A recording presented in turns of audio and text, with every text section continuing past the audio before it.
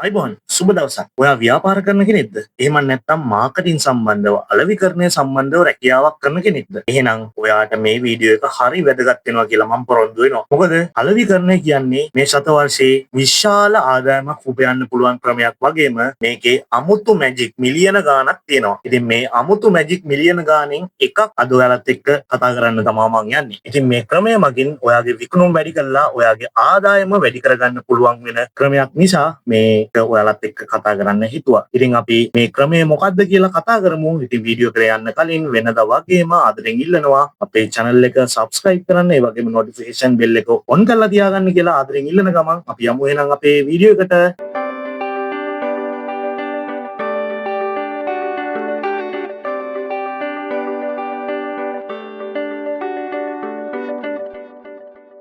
මුලින්ම මම මාතෘකාව හඳුන්වලා දුන්නා වගේම ඔයා ව්‍යාපාර කරන කෙනෙක් නම් ඒ වගේම ඔයා අලෙවිකරණ සම්බන්ධ රැකියාව කරන කෙනෙක් නම් මේ මාතෘකාව ඔයාට හරි වැදගත් වෙනවා. වගේම ඔයා දැනගෙන හිටපු සේල්ස් ටෙක්නික් එකක් තමයි මම අද කතා කරන්න යන්නේ. ඒ තමයි සෑන්ඩ්විච් ක්ලෝස් සේල්ස් ටෙක්නික් එක. මේක දැන් ඔයාලා බලයි සෑන්ඩ්විච් එකක් කොහොමද මාකටිං වලට එහෙම නැත්නම් අලෙවිකරණයට සම්බන්ධ වෙන්නේ කියලා. අපි ඒ ගැන දැන් කතා කරමු. සරලවම සෑන්ඩ්විච් ක්ලෝස් සේල්ස් ටෙක්නික් එක කියන්නේ විකුණුම්කරු ගැනුම්කරුගේ පැත්තෙන් හිතලා විකුණුම්කරු ගාව තියෙන භාණ්ඩයේ හෝ සේවාවේ තියෙන ධනාත්මක දේවල් ඉස්මතු කරලා ඍණාත්මක දේවල් යටපත් කරලා ගැනුම්කරුට භාණ්ඩය හෝ සේවාව මිලදී ගැනීමට පෙළඹවීම තමයි සරලවම සෑන්ඩ්විච් ක්ලෝස් ටෙක්නික් එක කියන්නේ. මේ කාරණාව මම උදාහරණයක් අරගෙන දැන් ඔයාලට පැහැදිලි කරන්න. ඔයා පාන් පෙටි දෙකක් කිසිම අමතර දෙයක් නැතුව කනකොට කිසිම රසයක් දැනෙන්නේ නැහැ වගේම එන්නේ සාම්ප්‍රදායික රසය විතරයි. ඒ වගේම මේ පාන් පෙටි දෙක මැදට ඔයා මාගරීන්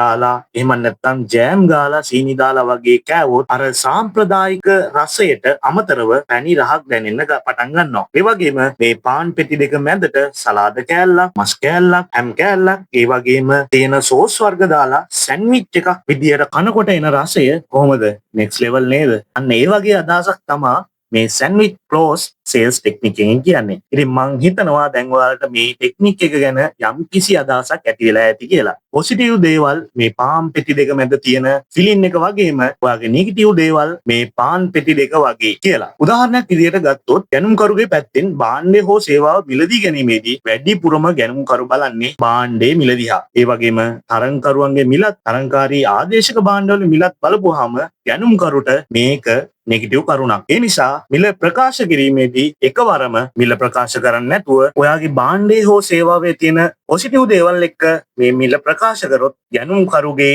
මනසට යන්නේ මේ භාණ්ඩයේ තියෙන නෙගටිව් දේට වැඩිය ඔයාගේ භාණ්ඩයේ හෝ සේවාවේ තියෙන පොසිටිව් දේ. මේ පොසිටිව් දේවල් විදියට ඔයාගේ භාණ්ඩයේ හෝ සේවාවේ තියෙන ගුණාත්මකභාවය, ඔයාගේ ආයතනයේ කීර්තිනාමය සහ පළපුරුද්ද, ඔයා භාණ්ඩයක් හෝ සේවාවක් විකුණුවාට පසුව ගැනුම්කරුගේ පැත්තට දෙන අලවියෙන් පස්සේ සේවාව, ඒ වගේම රටේ ප්‍රසිද්ධ පුද්ගලයන් මේ භාණ්ඩය හෝ සේවා පාවිච්චි කරනවා නම් ඒ සම්බන්ධව විස්තර මේ පොසිටිව් දේවල් විදියට ගන්න පුළුවන්. ඒ වගේම මේ මම උඩින් කිව්වා වගේ සෑන්ඩ්විච් එකේ ෆිලින් එක විදියට මේක ගන්න පුළුවන්. උදාහරණයක් විදියට ඔයාගේ පොසිටිව් දේවල් විදියට ඔයාගේ ආයතනය ආරම්භ කරලා දැන් ඔයාලගේ ආයතනයේ තියෙන පළපුරුද්ද, ඒ කියන්නේ අවුරුදු 5ද 10ද ඒ සම්බන්ධයෙන්, ඒ වගේම ඔයා ගැනුම්කරුට භාණ්ඩය විකුණුවායින් පස්සේ විකුණන දින සිට තමා ඔයාලගේ රාජකාරිය පටන් ගන්නෙ යන වග, ඒ වගේම ඔයාලගේ භාණ්ඩය හෝ සේවාව රටේ ජනප්‍රිය පුද්ගලයන් පාවිච්චි කරනවා නම් ඒ සම්බන්ධයෙන් දැනුවත් කිරීම, ඒ වගේම ඔයාලගේ සමාජ මාධ්‍ය ජාලාවල ඔයාලගේ ඉන්න අනුගාමිකයෝ ප්‍රමාණය,